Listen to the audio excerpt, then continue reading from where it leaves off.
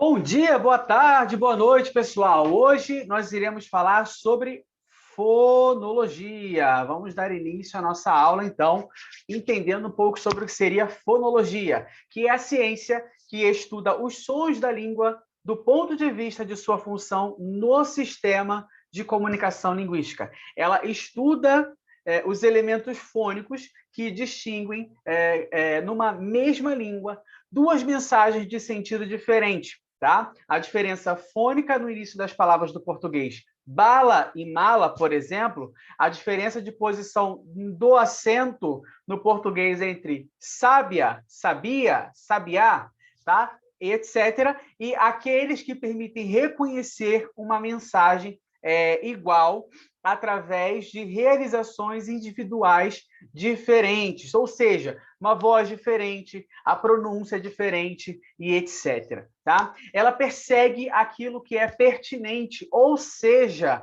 o que constitui uma unidade distintiva, uma unidade funcional na língua, tá? Que seria o fonema. O fonema é uma unidade distintiva, tá? Por demarcar significados. Aquilo que configura uma unidade mínima significativa, no caso o fonema, pode, numa mesma língua, possuir variações, e essas também interessam ao estudo fonológico. A gente vai ver, por exemplo, a letra T, tá? O fonema T e o fonema D também, tá? Bom, de acordo com Trubetsky e Jacobson, o fonema é entendido como uma unidade mínima distintiva, uma unidade com função, ou ainda um feixe de traços distintivos. Para que dois sons sejam distintamente diferentes, precisam ser capazes de ocorrer na mesma posição e no mesmo ambiente. A gente vai entender o que seria essa posição e o que seria esse ambiente, ok? Por exemplo, aqui, nas palavras fala, vala, mala, cala, tala, nós temos aqui o ambiente ala e os fonemas F, V, M, C, T e P e R estão todos na mesma posição, ou seja, na posição inicial, tá? Então, acontece aqui a diferença fonológica pertinente. Olha aqui, ó. Fala é diferente de vala, então a mudança da letra F para a letra V vai alterar o significado de toda a palavra, vai mudar todo o contexto ali, ok? E aí o ambiente, gente, é isso aqui, ó. Ala, ala, ala e ala. Beleza? E eu posso ter essa mudança na posição inicial, quanto na posição final também, tá? Bom, habitualmente, o procedimento para identificar os fonemas é buscar duas palavras com significados diferentes, cuja cadeia sonora seja idêntica, tá? Então, duas palavras que têm um significado diferente, mas que a cadeia sonora seja idêntica. Vamos ver aqui que as palavras têm que construir um par mínimo. O que seria esse par mínimo? É quando o par de palavras com sentido diferente e cujos significados só se diferem por causa do fonema, como ocorre, por exemplo, na palavra pode e na palavra bode, tá? Pode, pode, tá? E a palavra bode. Apesar das duas serem bilabiais, né? Pode e bode, eu tenho um som diferente, e uma coisa é um verbo e o outro é um substantivo, tá? E o que muda aqui? Nós temos o mesmo ambiente, ode, mas eu tenho um fonema inicial diferente e um fonema inicial diferente na mesma posição. Então, aqui eu tenho um par mínimo, tá? As distinções que constatamos no início da palavra, na posição inicial ou na final, podem ser verificadas em outras posições também, como no meio da palavra,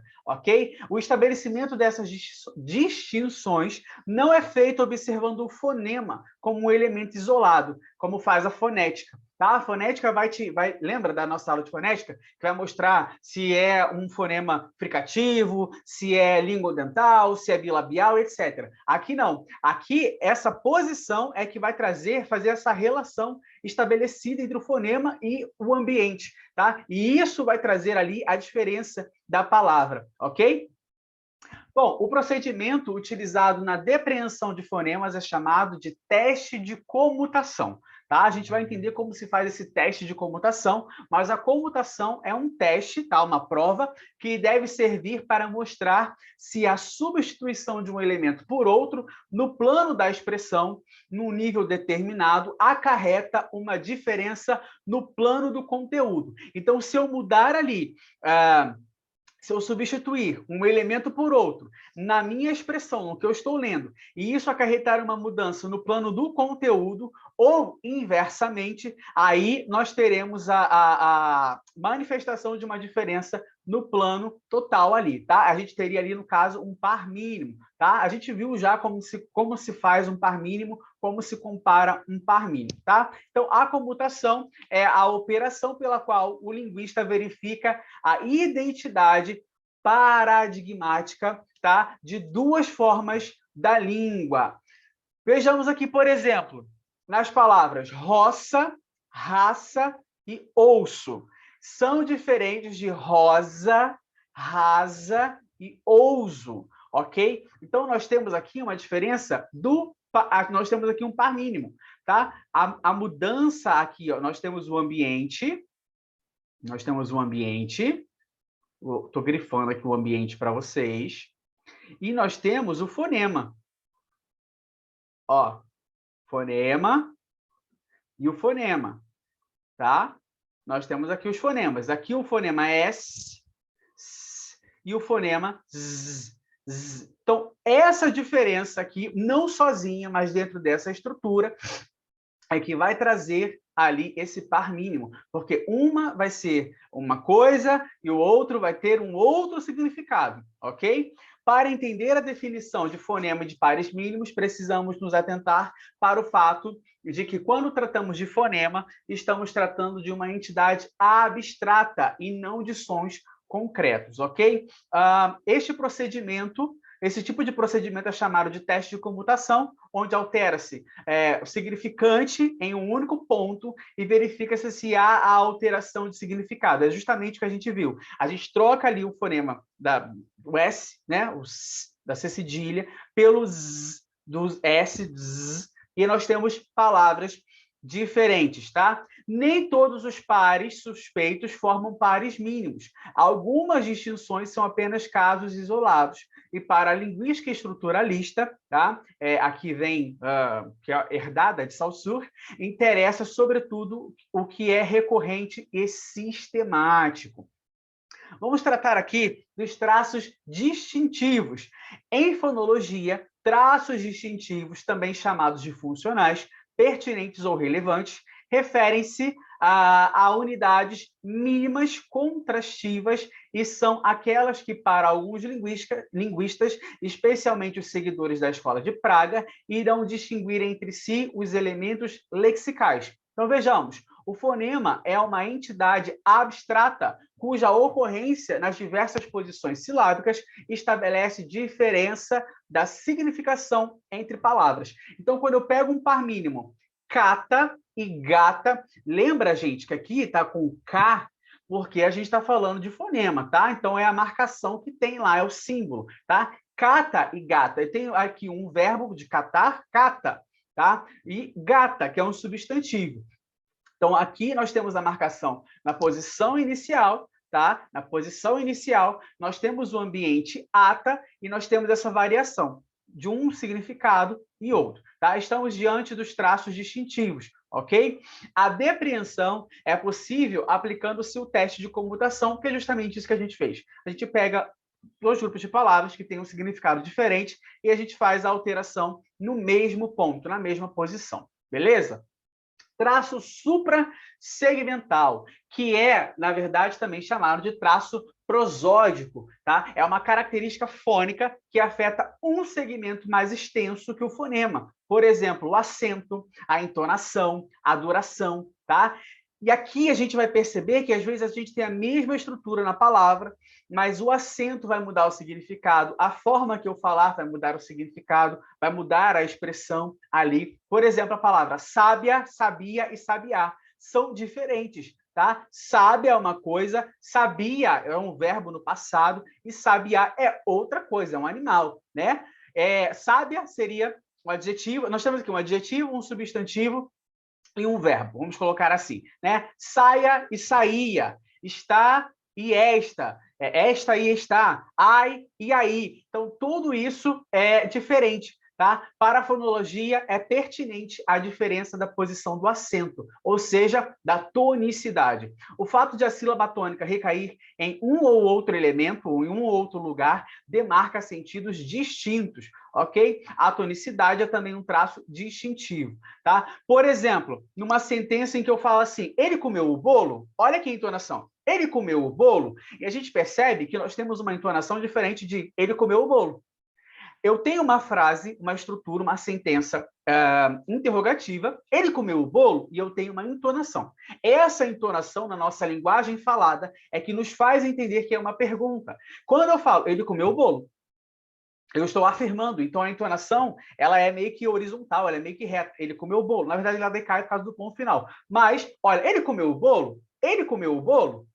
Há uma diferença na entonação que nos faz perceber quando é uma pergunta, quando é uma afirmação ou uma negação, ok? E isso, a entonação, também é um traço suprassegmental, beleza? Então vamos ver aqui. As regras que estabelecem o lugar do acento nas palavras variam de língua para língua, sempre, sempre. Por quê? Um idioma é diferente do outro. Tá? Uma estrutura é diferente do... Até mesmo no português do Brasil e do português de Portugal vão ser diferentes, ok? Há línguas como o húngaro em que o acento fixado invariavelmente na primeira sílaba da palavra. Então, no húngaro, a gente tem um acento invariável. Já no português, como no latim, o acento ele é imprevisível. Por isso que nós temos as oxítonas, as paroxítonas e as proparoxítonas. Para quem não lembra, oxítona, última sílaba tônica. Tem a tonicidade na última sílaba. Na paroxítona, nós temos a tonicidade na penúltima sílaba. E na proparoxítona, nós temos a tonicidade na antepenúltima sílaba. E toda proparoxítona é o quê? Acentuada. Tá? Ao perceber que os traços segmentais e os suprassegmentais, acentuação e entonação, desempenham funções na língua, foram incorporados à análise fonológica. Então, esses traços segmentais e suprassegmentais incorporaram na análise fonológica. Tá? Os traços prosódicos ou suprassegmentais, como a duração, o tom, a intensidade, têm também funções expressivas, tá? Funções expressivas. Vamos observar agora a variação na língua, as variações na língua e o estudo fonológico. Dentro desse material das professoras, elas falam muito sobre a variação que nós temos de regiões aqui no Brasil. Por exemplo, quando eu falo a palavra tia, aqui no Rio de Janeiro, eu falo a palavra tia. Tia. É como se eu falasse com um TX. Opa. Tia, tá? Tia. Quando eu falo dia, é como se eu falasse com um DJ.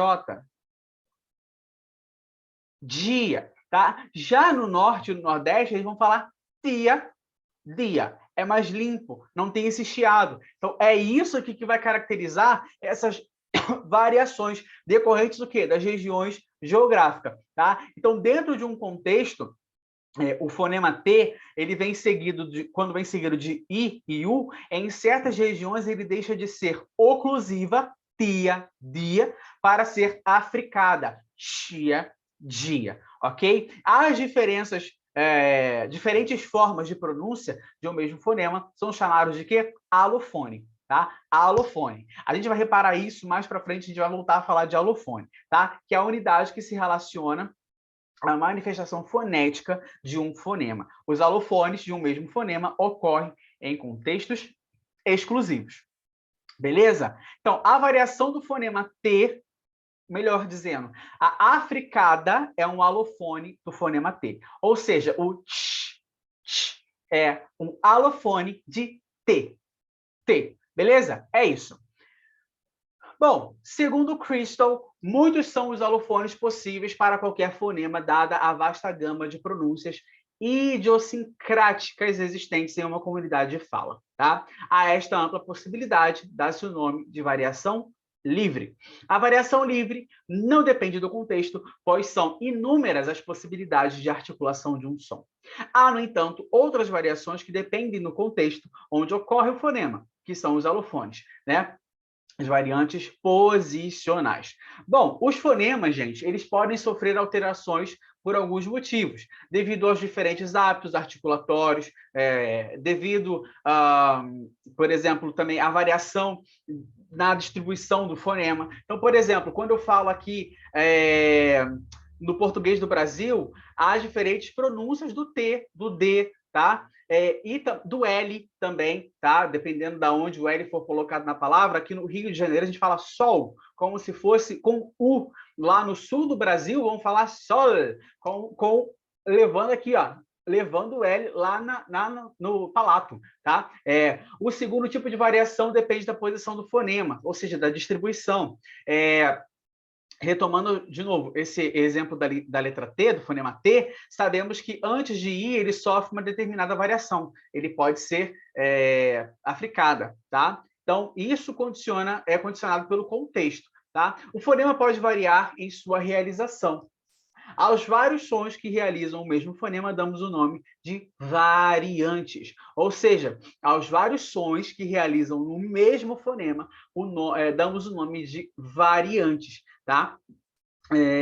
Uma variante apresenta-se como manifestação substancial de uma unidade abstrata ou como variante padrão que representa essa unidade. A fonemização implica a redução de um número limitado de variantes. Então, a fonemização vai reduzir um número ilimitado de variantes a um número limitado de invariantes, tá?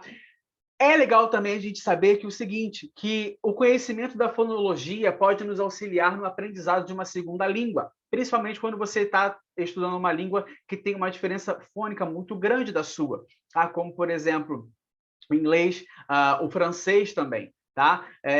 Pois ao atentar para as distinções produzidas pelos fonemas da língua e para as variações, sejam elas livres ou determinadas, aí está falando dos alofones, que caracterizam esses mesmos fonemas, o aprendiz pode notar mais sensivelmente as diferenças sonoras sutis que produzem, entretanto, grandes diferenças no significado. Por exemplo, o brasileiro ele tem uma... Carioca, vamos colocar o carioca, a galera aqui da região sudeste, tem uma dificuldade, às vezes, com algumas palavras do francês, que precisa falar ti, com o som limpo do T. E a gente fala chi. Então, a gente precisa controlar isso, fazer um trabalho aqui de dicção para poder melhorar a pronúncia, senão sai errado, tá? Muitas vezes, diferenças mínimas na expressão correspondem a imensas diferenças no conteúdo. Pessoal, eu espero que vocês tenham gostado dessa aula de hoje. Compartilhem, curtam, comentem. E é isso. Fique com Deus e até a nossa próxima aula. Um beijo. Tchau.